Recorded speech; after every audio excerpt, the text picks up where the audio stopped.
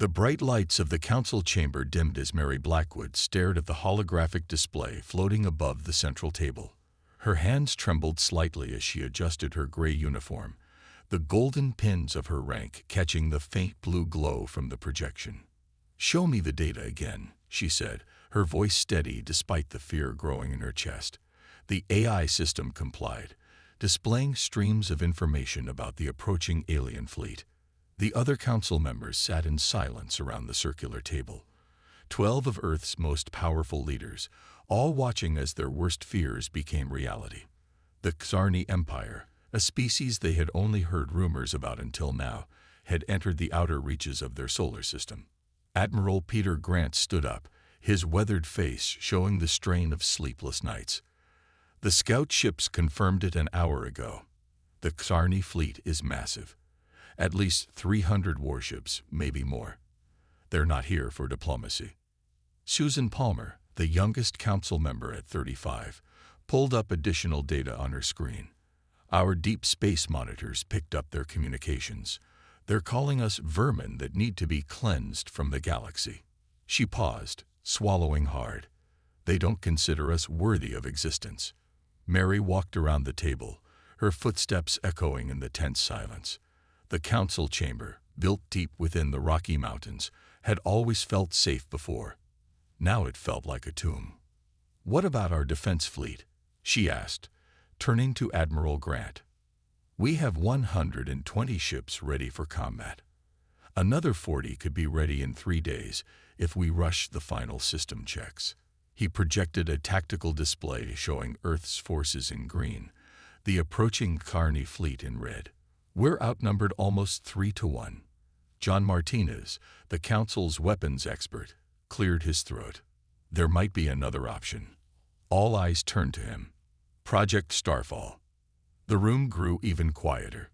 Project Starfall was their most closely guarded secret, a weapon so powerful that most of the council members only knew it existed, not what it could do. "It's not ready," Dr. Alice Bennett spoke up from her seat. As the project's lead scientist, she looked exhausted, dark circles under her eyes from endless hours in the lab. "The targeting systems are still unstable. If we tried to use it now, we could destroy half our own fleet." Mary walked to the massive window overlooking the mountain range. The sun was setting, painting the sky in shades of orange and purple. She wondered how many more sunsets Earth would see. "How long?" she asked without turning around. "Before the Xarni arrive?" "About 5 days at their current speed," Admiral Grant answered. "No." Mary turned to face them. "How long until Project Starfall could be ready?" Dr. Bennett ran calculations on her tablet. "With every resource we have, pushing the teams to their limits, maybe 4 days. But the risk of failure would be high." The council chamber's AI system suddenly flashed red. New data streamed across the screens as alarms began to sound throughout the facility. Lieutenant Kevin Ross burst into the room, his uniform disheveled. "Council members, the Xarni fleet just accelerated. They've activated some kind of advanced drive system we've never seen before. New arrival estimate is 36 hours. The room erupted in worried voices and hurried movements. Mary raised her hand, bringing silence back to the chamber. "Dr. Bennett, you have 24 hours to get Starfall operational. Admiral Grant, deploy the fleet to defensive positions around Earth and Mars. Lieutenant Ross, I want every civilian ship moved behind the moon's orbit for protection." She looked at each council member in turn. "If anyone has objections, speak now." No one did. "The Xarni think we're vermin," Mary continued, her voice growing stronger. "They think we'll be easy to exterminate. They're about to learn that humanity doesn't die easily." The next hours passed in a blur of activity. The Earth Defense Fleet moved into position, led by Commander Laura Hughes in the EDF Valiant. Her ship, one of the newest in the fleet, took up position near Mars along with 30 other vessels. Deep inside mountain bunkers, Dr. Bennett and her team worked frantically on Project Starfall. The weapons core hummed with power they barely understood, stolen from the wreckage of an ancient alien ship found buried on Mars a decade ago. Admiral Grant coordinated with military leaders worldwide, preparing Earth's ground defenses in case the fleet failed. Missile silos were loaded, energy shields were charged, and every soldier on the planet was called to duty. In orbit, civilian ships flood behind the moon's protective bulk.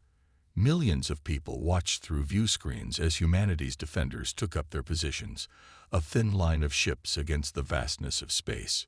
Mary Blackwood didn't sleep. She stayed in the council chamber, watching the red dots of the Xarni fleet grow closer on the tactical display. They had faced alien threats before, but nothing like this. The Xarni weren't interested in conquest or resources. They wanted extinction. Council member Blackwood, the AI announced, "Dr. Bennett requests your presence in the Starfall facility." The underground lab was a maze of cables and humming machinery. Dr. Bennett met her at the entrance, looking both excited and terrified. "We found something," she said, leading Mary to a central console. "The weapon doesn't just destroy ships. It creates a temporary artificial star. If we can perfect the targeting, we could trap the entire Xarni fleet in a localized solar event." Mary stared at the simulation playing on the screen. What's the catch? If we're off by even a fraction, the reaction could spread. We might lose Mars, maybe even Earth. Dr. Bennett's hands shook as she typed. "But if we do nothing, we lose everything anyway. How long until it's ready?" 8 more hours, minimum. "But the Xarni." "We'll be here in 12, Mary finished. "Keep working. I'll make sure you get those 8 hours. Back in the council chamber, Mary called for an emergency session. As the other members filed in, she thought about all the history in this room. Hundreds of years of human decisions, human arguments, human progress. She wouldn't let it end here. "The Xarni want to see how humanity faces death," she told the council. "I say we show them. I say we show them exactly what happens when you corner the human race."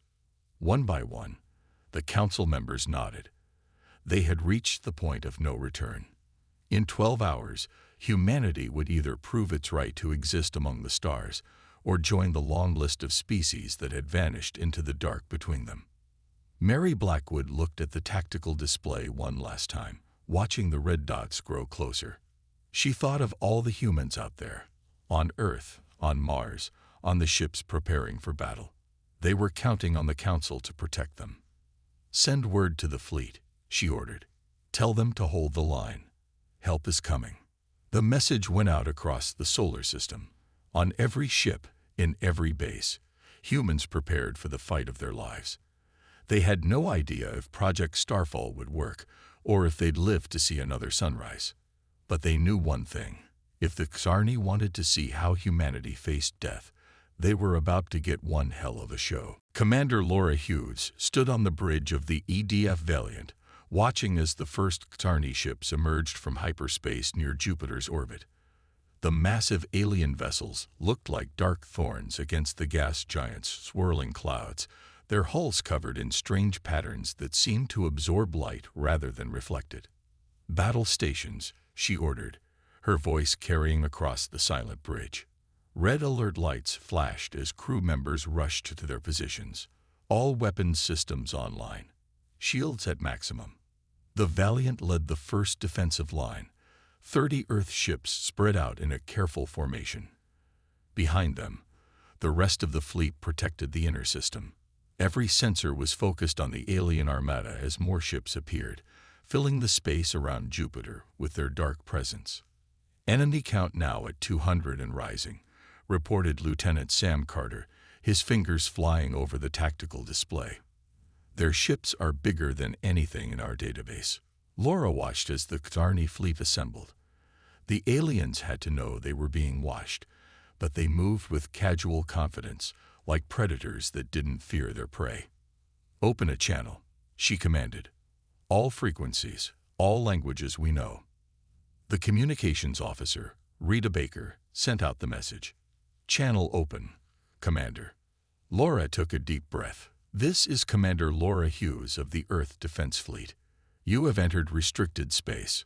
State your intentions or withdraw immediately." For several long moments, there was only silence. Then the main screen flickered, showing the interior of a Xarni ship. Laura managed to hide her shock at their appearance. The aliens were tall, their bodies covered in what looked like shifting metal plates. Their eyes glowed with an inner light that reminded her of dying stars. "We do not speak with prey," the Xarni leader said in perfect English, its voice a metallic growl. "Your species is an infection. We are the cure." The transmission cut off. Immediately, the Xarni ships began to move, spreading out into attack formations. "They're powering up weapons," Sam called out. "Energy readings are off the charts." Laura grabbed the ship-wide comm. "All hands, brace for combat. Defensive pattern Delta 3. Don't let them break through to Earth." The space between Jupiter and Mars erupted in chaos. The Xarni ships moved with impossible speed, their weapons firing beams of energy that seemed to bend space itself. 3 Earth ships exploded in the first volley before they could even return fire. "Return fire," Laura ordered. "Concentrate on their lid ships. Don't let them coordinate." The Valiant's main guns roared to life, sending streams of plasma toward the nearest Xarni vessel. Other Earth ships joined in, filling space with fire. A few Xarni ships took hits, their shields flaring bright before failing. But for every alien ship they damaged, 2 Earth vessels fell. The Xarni weapons were beyond anything they had prepared for, cutting through their best shields like paper. "Admiral Grant is moving up the second line," Rita reported. "They'll be here in 10 minutes." Laura gripped her command chair as another blast rocked the ship. "We might not have 10 minutes. Status report." "Shields at 40%. Sam answered. "Port weapons array is damaged. Hull breaches on decks 3 and 7. Emergency teams responding." Through the chaos of battle, Laura noticed something strange about the Xarni attack pattern. They were deadly efficient, yes, but they were also predictable, like they were following a script they had used many times before. "New targeting solution," she ordered. "Focus fire on coordinates I'm sending now. Time the shots with the Xarni attack pattern." The crew responded instantly, trusting their commander's instincts. When the next wave of Xarni ships moved to attack, they found the Earth ships' fire waiting exactly where they were going to be. 3 alien vessels exploded in quick succession. For the first time, the Xarni attack faltered. "It's working," Sam shouted. "They're breaking formation." But the victory was short-lived. The Xarni quickly adapted, their ships moving in new patterns that made prediction impossible. More Earth vessels disappeared in balls of fire. "Commander," Rita's voice was tight with tension. "Message from Council Command. Project Starfall is almost ready. We need to hold them here for 2 more hours." Laura looked at her tactical display. Of the 30 ships that had started in her defensive line, only 12 remained. The Xarni had lost maybe 20 vessels, but still had hundreds more. "Send word to all ships," she ordered. 2 hours. We hold them for 2 hours or Earth dies. No retreat, no surrender. The battle intensified. Earth ships fought with desperate courage, using every trick and tactic they knew. The Valiant's hull groaned under repeated hits, but Laura kept her ship in the fight, coordinating the defense as best she could. "Incoming." Sam's warning came too late. A Xarni beam struck the Valiant directly amidships. The ship shuddered violently, internal explosions echoing through its corridors. "Damage report," Laura shouted over the sound of failing systems. "Main power is gone. Backup systems failing. We're venting atmosphere on multiple decks." Laura made a quick decision. "All hands, abandon ship. Get to the escape pods."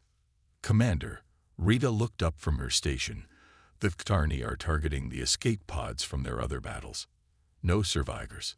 The bridge crew fell silent, understanding what that meant. They were trapped. "Then we make these last minutes count," Laura said, standing up. "Divert all remaining power to engines and weapons. plot a collision course with their command ship. The crew worked quickly, some wiping tears from their eyes as they prepared for their final act. The Valiant's engines flared bright, pushing the wounded ship toward the heart of the Xarni fleet. "Message from Admiral Grant," Rita reported. "The second line is in position. They're asking us to fall back." Laura took one last look at her tactical display. The Xarni fleet was focused on the Valiant now, probably trying to understand why a damaged ship would charge them. "Send a message to command," she ordered. "Tell Dr. Bennett her 2 hours are bought and paid for. Tell Mary Blackwood. Tell her to make it count." The Valiant accelerated, its damaged hull blazing from the stress. Xarni ships moved to intercept, but Laura had timed it perfectly. They were too close, too bunched together, trying to stop one wounded vessel. "It's been an honor," Laura said to her crew. Then she gave her final order. "All weapons, fire. Everything we have left." The Valiant's death lit up space like a newborn star. Its remaining weapons, its reactor core, every bit of energy it had left was released in one massive explosion. When the light faded, a dozen Xarni ships had been destroyed or damaged, and their neat formation was in chaos. More importantly, their advance had been stopped. The second line of Earth's defense fleet moved up, taking advantage of the confusion to establish new defensive positions. In the council chamber, Mary Blackwood watched the Valiant's last transmission fade from the screen. She turned to the waiting officers. "Send word to Dr. Bennett," she ordered. "Commander Hughes bought us our time. Now we use it." The battle for Earth had only begun, but thanks to the sacrifice of the Valiant and her crew, humanity had won its first small victory. The Xarni were about to learn that taking Earth would cost them more than they could imagine. In space, the wreckage of the Valiant drifted among the stars, its brave crew having written their names into history with their final act of defiance. Deep within the mountain bunker, John Martinez paced the council chamber floor. The holographic displays showed the battle raging above, but his attention was fixed on a different screen, one showing the final test results of Project Starfall. "We need to tell them everything," Susan Palmer said, standing at the main console. "They deserve to know what we're really planning."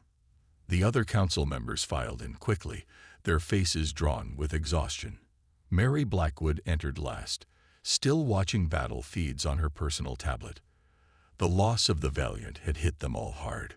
"Show them," Mary commanded, taking her seat at the head of the table. John nodded and activated the main display. A complex diagram appeared, showing what looked like a star being born and dying in seconds. "Project Starfall isn't just a weapon," he explained, his voice grave. "It's a star builder and a star killer." The room fell silent. Admiral Grant leaned forward, his face pale. "What exactly does that mean?" Susan stepped up, expanding the display. 10 years ago, we found ancient alien technology on Mars. Not Xarni. Something far older. It showed us how to create and control small temporary stars. "And you want to use this against the Xarni fleet?" Admiral Grant asked, his military mind already seeing the possibilities. "Yes," John replied, "but there's more." He brought up new diagrams. "These artificial stars are unstable. They collapse almost immediately after forming. When they do, they create a gravitational shockwave that destroys everything nearby." Dr. Bennett spoke up from her seat. "The problem is control. We can create the star, but controlling exactly where it forms and dies, that's another matter." "How bad could it get?" Mary asked, though her tone suggested she already knew the answer. "If we're off by even a small amount," Susan explained, "the reaction could spread. We might lose Mars, maybe even destabilize Earth's orbit." Lieutenant Kevin Ross, who had been quietly working at a side terminal, suddenly straightened. "I think I found something." All eyes turned to him. "The Xarni ships, they're using some kind of gravity drive. That's how they move so fast." "And," John prompted, "and that means they're already manipulating gravity fields. If we time the starfall reaction just right, Their own drives might help contain it, like using their technology against them. Dr. Bennett rushed to his terminal, checking his calculations. He's right. It's not perfect, but it could work. It would give us much more precise control. The council chamber erupted in debate. Some members argued it was too risky. Others said they had no choice. The Xarni fleet was still pushing forward, and conventional weapons weren't stopping them. Mary raised her hand for silence. Dr. Bennett, how long to modify Starfall with Lieutenant Ross's findings? 3 hours, maybe 4. But the Xarni will break through our lines in 5, Admiral Grant finished. It's cutting it close. Too close, John added. And we only get one shot at this. If it fails, we're no worse off than if we do nothing, Mary said firmly. The Xarni want to wipe us out anyway. At least this way, we go down fighting. The council voted. One by one, they raised their hands in favor of the plan. Even Admiral Grant, after a long moment of hesitation, gave his approval. Do it, Mary ordered. Dr. Bennett, you and Lieutenant Ross have 3 hours. The rest of us need to prepare the fleet. The next hours were a blur of activity. In the Starfall facility, Dr. Bennett and Lieutenant Ross worked frantically to modify the ancient alien technology. Their teams ran simulation after simulation, each one getting closer to stability. In space, the battle continued. Earth's defense fleet fought with everything they had, but they were losing ground. The Xarni pressed their advantage, their superior ships pushing steadily toward Mars. John and Susan coordinated with fleet commanders, positioning ships where they would need to be when Starfall activated. It was like setting up a massive trap, but the prey was far from helpless. Another ship lost, Admiral Grant reported grimly. The Xarni are adapting to our tactics faster than we can create new ones. Mary watched from the council chamber as another bright dot vanished from the tactical display. Each one represented dozens of lost lives, brave humans who died buying time for Starfall. Council member Blackwood, the AI announced. Dr. Bennett reports they're ready for the final test. The test chamber was deep underground, surrounded by layers of shielding. Dr. Bennett stood at the controls while Lieutenant Ross monitored the gravity fields. Starting small-scale test, Dr. Bennett announced. Power at 10%. The air in the chamber seemed to bend. A point of light appeared, no bigger than a marble, then collapsed in on itself. The instruments showed a perfect containment. It worked, Lieutenant Ross said, his voice filled with disbelief. The gravity field held. Can you scale it up? Mary asked. Dr. Bennett nodded slowly. Yes, but we'll only know for sure when we try it at full power. And by then it will be too late to stop it, John finished. We have to decide now. Do we risk everything on this? Through the mountain's sensors, they could feel the vibrations of distant explosions. The Xarni had reached Mars orbit. Soon, they would be at Earth itself. Mary looked at each person in the room. These humans, these brave, brilliant humans, had done the impossible. They had taken ancient alien technology and turned it into something new, something that might save their species. Send word to all ships, she ordered. Tell them to prepare for Operation Starfall. And she paused, thinking of Commander Hughes and the Valiant. Tell them that what we do here will be remembered, one way or another. The galaxy will never forget this day. The message went out. In space, Earth's remaining ships began to move into their final positions. They would only get one chance to spring their trap, to show the Xarni what humanity was truly capable of. Dr. Bennett began the power-up sequence for Project Starfall. The mountain itself seemed to hum with the energy building in its depths. Lieutenant Ross watched his gravity sensors, ready to make the crucial final adjustments. Everything now depended on timing, courage, and a little bit of luck. The Council had gambled humanity's future on ancient alien science they barely understood. In a few hours, they would know if that gamble would pay off. The war for Earth's survival was about to enter its final phase. The battle for Mars turned the red planet's orbit into a graveyard of broken ships.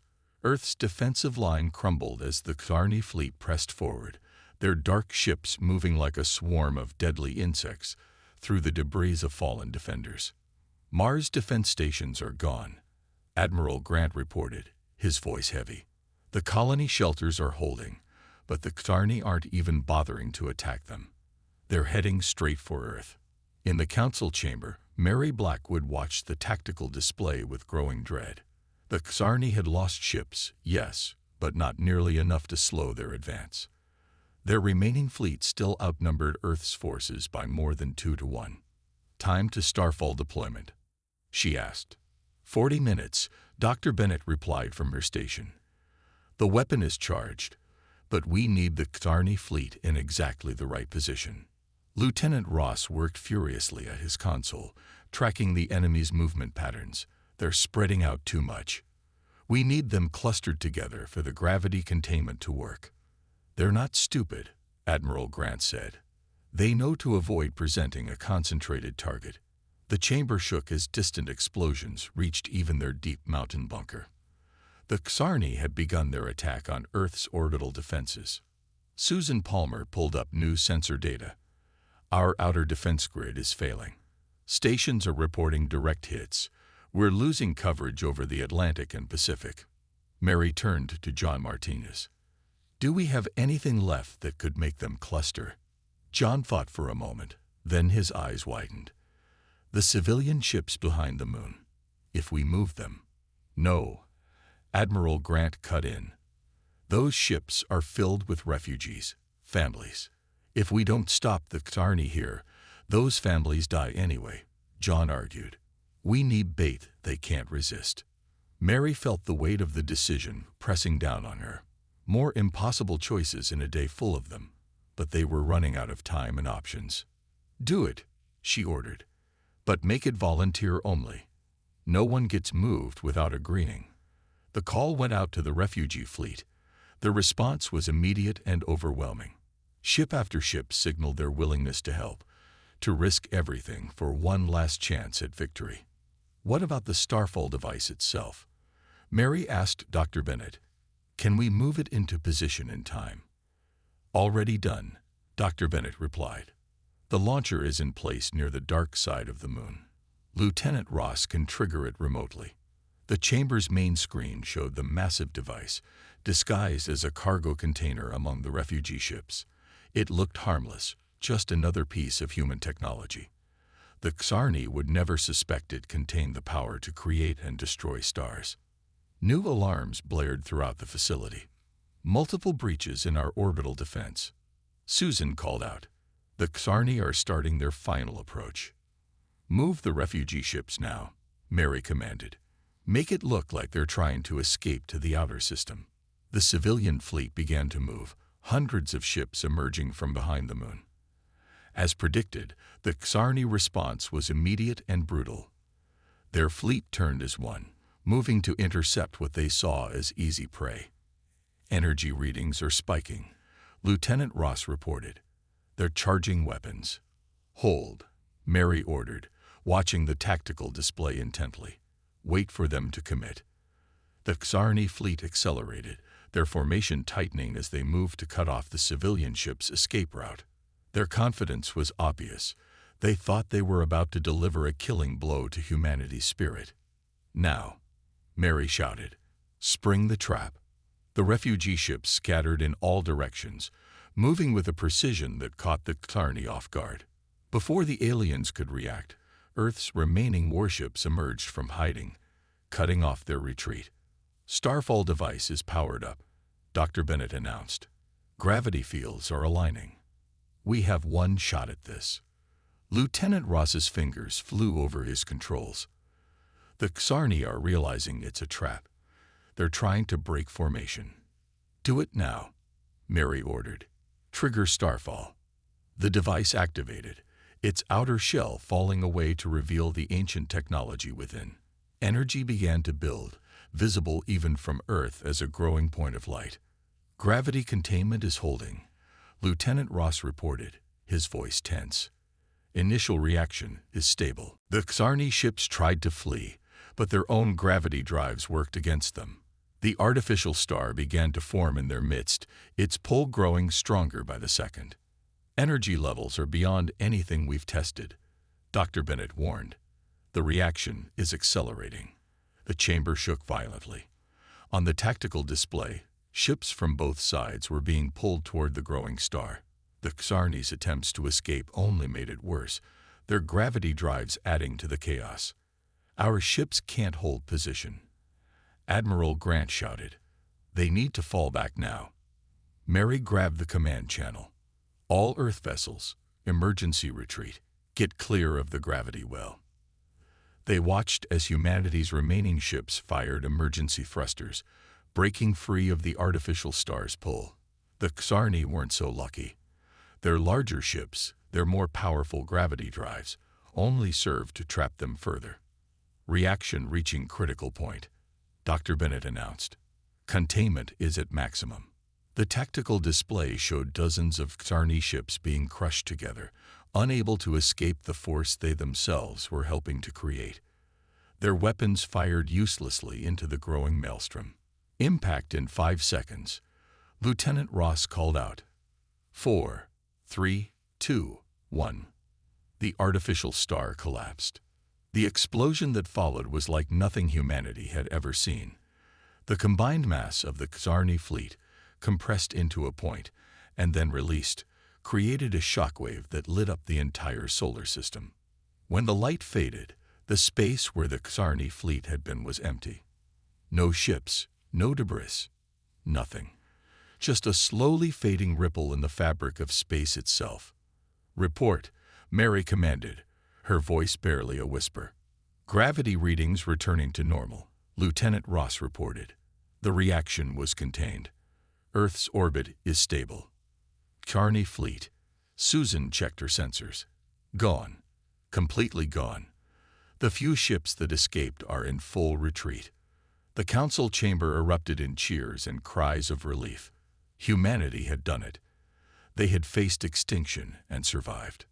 But Mary wasn't celebrating yet. Casualties? She asked. Admiral Grant's face fell.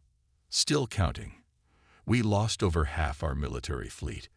12 civilian ships didn't make it clear in time. The Mars colonies will need immediate aid. Mary nodded slowly. Victory had come at a terrible price, but Earth was safe, and humanity had proved itself to be far more dangerous than the Xarni had imagined. Send word to all stations, she ordered. The immediate threat is over. Begin rescue operations. And she paused, looking at the empty space where the Xarni fleet had been. Let everyone know what happened here. Let them know that humanity will not go quietly into the night.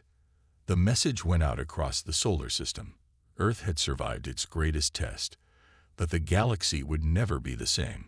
Humanity had shown just how far they would go to defend their existence. And somewhere out there, the surviving Xarni ships fled toward home, carrying with them a warning. The species they had dismissed as vermin had turned out to be something far more dangerous, a race capable of building and destroying stars themselves. 3 days after the battle, Mary Blackwood stood in the observation dome of the lunar base, watching Earth rise over the horizon. The blue planet showed no signs of the desperate fight that had nearly ended human civilization, but the space around it told a different story. Debris from destroyed ships still orbited in glittering clouds. Recovery teams worked constantly, searching for survivors and salvaging what they could. The occasional flash of light marked the controlled destruction of dangerous wreckage. The final reports are in, Susan Palmer said, joining Mary at the window. We've confirmed complete destruction of 80% of the Xarni fleet. The remaining ships have left the galaxy entirely. Mary nodded slowly. And our losses. 63 Earth ships destroyed. 14 more damaged beyond repair. The Mars colonies lost 30% of their infrastructure, but the shelters held. Civilian casualties were, Susan paused, steadying her voice, were lower than expected, thanks to the evacuation plans. Lieutenant Ross entered the dome, carrying new data tablets. The analysis of the starfall event is complete. Dr. Bennett wants you to see this immediately. The tablets showed detailed scans of where the artificial star had formed and died. The space itself seemed changed, warped in ways their scientists were still trying to understand.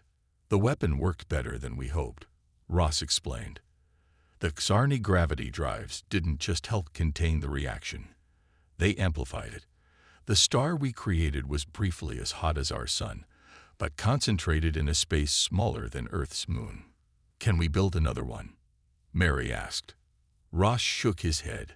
The ancient technology we used burned out completely. Dr. Bennett says it might take years to understand enough to recreate it. Maybe that's for the best, Susan said quietly. A weapon like that, it could too easily destroy everything we fought to protect. The dome's communication system chimed. John Martinez's image appeared on the main screen. He was coordinating the recovery efforts from Orbital Command. Council members, we're picking up something interesting, he reported. The long-range sensors are detecting signals from other civilizations. Lots of them. Mary turned from the window. Hostile. No, John smiled slightly. They're congratulating us. Apparently, the Xarni have been terrorizing this part of the galaxy for centuries. No one else ever managed to stop them. How many other civilizations are we talking about? Susan asked. At least 20 so far, with more coming in. They all want to establish diplomatic relations. Some are offering technology exchanges, trade agreements. We're about to get very popular. Mary watched another recovery ship pass below, its holds full of salvaged technology from the battle. Human engineers were already studying the Xarni wreckage, learning from their defeated enemy. Tell them we'll respond soon, she ordered. But first, we need to take care of our own. The next weeks were filled with rebuilding. The Mars colonies were restored, stronger than before. Earth's defense fleet was reconstructed, incorporating improvements based on what they'd learned from the battle. Dr. Bennett and her team worked to understand what they'd done with Starfall. The weapon itself was gone, but the knowledge gained from its use opened new areas of scientific research. Humanity's understanding of space, gravity, and energy would never be the same. 1 month after the battle, the council gathered again in their mountain chamber. The room had changed. New displays showed diplomatic channels with alien races, trade routes being established, defense plans being updated. The Xarni survivors have reached their home territory, Admiral Grant reported. Our new allies say they're in chaos. Their entire society was built on the belief that they were invincible. Now that's been shattered. Are they still a threat? John asked. Not for a long time, Susan answered. The other civilizations we've contacted are forming a mutual defense alliance. The Xarni won't dare attack anyone now. Mary stood at the head of the table, looking at each council member in turn. They all showed signs of their ordeal. New gray hairs, tired eyes, the weight of impossible decisions still heavy on their shoulders. We did more than save Earth, she said. We proved something important, not just to the Xarni, but to ourselves. What's that? Lieutenant Ross asked. That humanity isn't just another species trying to survive in the galaxy. We're something new, something different. She gestured to the displays showing their new alien allies. Look how quickly they reached out to us. Not because we destroyed the Xarni fleet, but because of how we did it. We took ancient technology we barely understood, Susan continued, understanding, combined it with our enemy's own weapons, and created something that had never existed before. Exactly, Mary smiled. That's what makes us dangerous. Not our weapons or our ships, but our ability to adapt, to take ideas and make them into something new. The council chamber's AI announced new diplomatic messages arriving. More alien civilizations wanted to establish contact to learn about the species that had defeated the Xarni. So what do we do now? Admiral Grant asked. Mary walked to the window, looking out at the mountains. Somewhere beyond them, humanity was taking its first real steps into a larger galaxy. Now we build, she said. We learn. We make sure we're ready for whatever comes next, because the galaxy knows we're here now, and they're watching to see what we'll do next." The council members nodded in agreement. They had faced extinction and emerged stronger. The weapon that had saved them was gone, but its legacy would live on in humanity's growing understanding of the universe. In orbit, the cleanup continued. Ships were rebuilt. Defenses were strengthened. And in deep space, word spread about the species that could create and destroy stars, about the humans who had shown the galaxy that size and technology weren't everything. Sometimes the most dangerous species wasn't the one with the biggest fleet or the most advanced weapons. Sometimes it was the one that could look at the impossible and find a way to make it work. Humanity had proven itself among the stars, and this was just the beginning.